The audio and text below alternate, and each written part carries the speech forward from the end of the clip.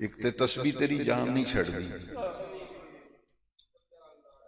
بزرگ مجھے ملے، میں نے کہا مدینہ شریف میں جتنے دن قیام رہے کیا پڑھنا چاہیے، کیا کرنا؟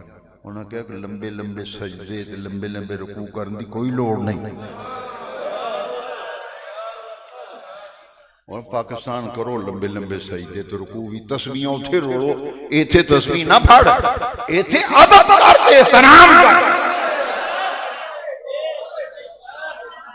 انہوں نے کہا جے مدینہ شریفوں کچھ لینا ہی نہ تو پھر جنہ ہی شہر دا ادب تے احترام کر سکنے انہاں کریں.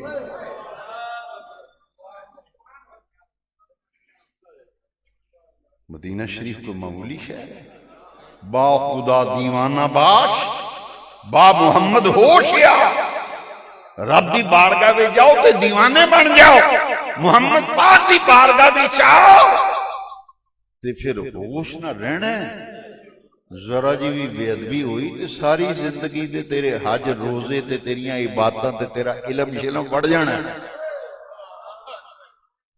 جی ادب ہی نہیں، کوئی یہ نہ کہہ دے کوڑوں گل کیتی لا ترفعوا اصواتکم فوق صوت النبی.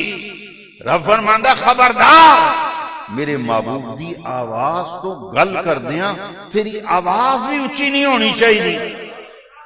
یہ تیری آواز بھی اونچی ہو گئی ان تحبط اعمالکم وانتم لا تشعرون، تینوں پتہ بھی نہیں لگنا تیرے ساریاں نیکیاں ضائع جا جائیں. انہاں کہا بے ادبی تو ڈریا جے تے بچے آ جائے.